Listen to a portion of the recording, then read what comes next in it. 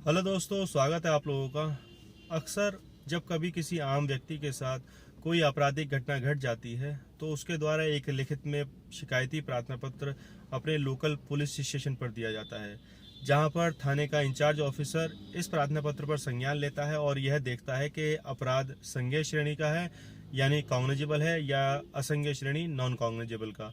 अगर अपराध संज्ञेय श्रेणी का होता है तो थाना इंचार्ज के द्वारा बिना किसी देरी के इस प्रार्थना पत्र पर एप्लीकेशन पर एफआईआर लॉन्च कर दी जाती है और इन्वेस्टिगेशन के लिए संबंधित सब इंस्पेक्टर को या सक्षम पुलिस अधिकारी को दे दी जाती है।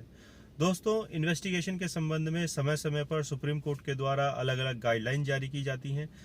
आज हम बात करेंगे ऐसी ही कुछ गाइडलाइन के बारे में जहां पर इन्वेस्टिगेशन ऑफिसर को इन गाइडलाइन को फुलफिल करना ज़रूरी है। तो आइए देखते हैं। दोस्तों, इन गाइडलाइन में सबसे पहला पॉइंट जो है उसमें बताया गया है किसी भी घटना से संबंधित क्राइम सीन का विजिट किया जाना।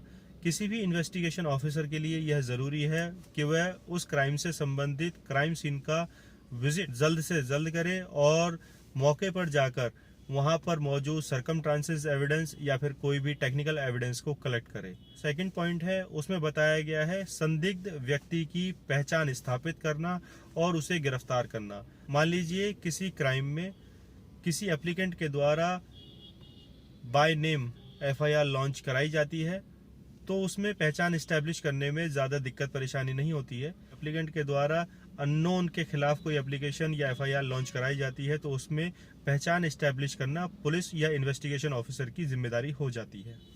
जो थर्ड पॉइंट है उसमें बताया गया पुलिस के द्वारा अपराधी को गिरफ्तार किया जाएगा तो गिरफ्तार करने के बाद उसके स्टेटमेंट को प्रॉपर तरीके से नोट किया जाएगा इन्वेस्टिगेशन ऑफिसर के द्वारा और उसे आगे प्रोसेस किया जाएगा। पॉइंट नंबर 4 में बताया गया है, मान लीजिए कोई क्रिमिनल पुलिस से अपनी मौजूदगी को छिपाए हुए है यानी कि पुलिस के सामने या फिर कोर्ट में सरेंडर नहीं कर रहा है तो पुलिस उसके अगेंस्ट में कोर्ट में जाकर वारंट प्राप्त करेगी। ये वारंट बीडब्ल्यू एनवीडब्ल्यू दोनों ही तरीके के हो सकते हैं। इसके संबंध में मैंने अलग से वीडियो बनाया है, आप प्लेलिस्ट में जाकर उस चीज़ को देख सकते हैं।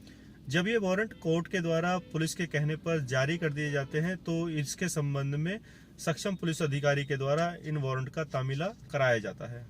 5वें पॉइंट में बताया गया है मेडिकल एग्जामिनेशन के बारे में। यह बहुत ज़रूरी गाइडलाइन है जो सुप्रीम कोर्ट के द्वारा जारी की गई है। ख़ास तौर से ये मेडिकल एग्जामिनेशन महिला संबंधी अपराधों में मैंडेट हो गया है।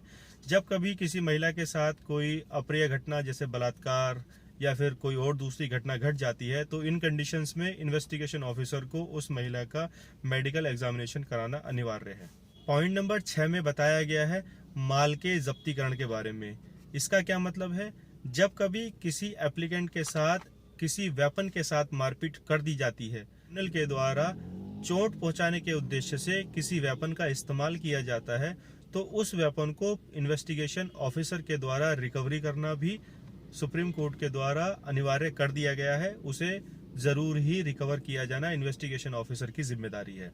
पॉइंट नंबर 7 में बताया गया है रासायनिक जांच कराना यानी केमिकल एग्जामिनेशन। कभी किसी स्वामित्व से संबंधित कोई फ्रॉड हो जाता है तो इस संबंध में पुलिस के द्वारा डीएनए यानी रासायनिक जांच कराई जाती है और एक कॉन्क्रीट एविडेंस तैयार किया जाता है। दोस्तों, जो 8वां पॉइंट है उसमें बताया गया है कार्यवाही शिनाख्त यानी कि किसी भी व्यक्ति की पहचान को स्थापित करना।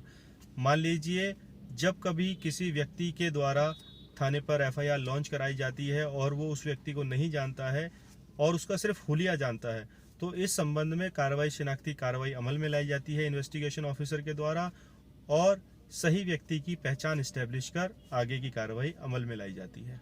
दोस्तों, जो लास्ट पॉइंट है उसमें मजिस्ट्रेट को रिपोर्ट देने के संबंध में बताया गया है। जब इन्वेस्टिगेशन ऑफिसर के द्वारा अपने क्राइम से संबंधित सारी कार्रवाई पूरी कर ली जाती है तो उसके बाद फाइनल रिपोर्ट जिसे हम एफआर कहते हैं या फिर अंतिम रिपोर्ट जिसे हम चार्जशीट कहते हैं, एक इन्वेस्टिगेशन ऑफिसर के द्वारा शिनाख्त किए गए अभियुक्तों के खिलाफ फाइल की जाती है और इसे कोर्ट में भेज दिया जाता है जहां पर आगे की कार्रवाई कोर्ट के द्वारा ट्रायल के रूप में तय की जाती है। दोस्तों, यही थे कुछ वो बेसिक पॉइंट जहां पर सुप्रीम कोर्ट के द्वारा समय समय पर गाइडलाइन जारी कर किसी इन्वेस्टिगेशन को और बेहतर से बेहतर बनाने के बारे में बताया गया है। आशा करता हूँ मेरे द्वारा दी गई जानकारी आपको अच्छी लगी होगी, समझ आई होगी। फिर मिलेंगे एक नए वीडियो में, तब तक के लिए जय हिंद, जय भारत, धन्यवाद।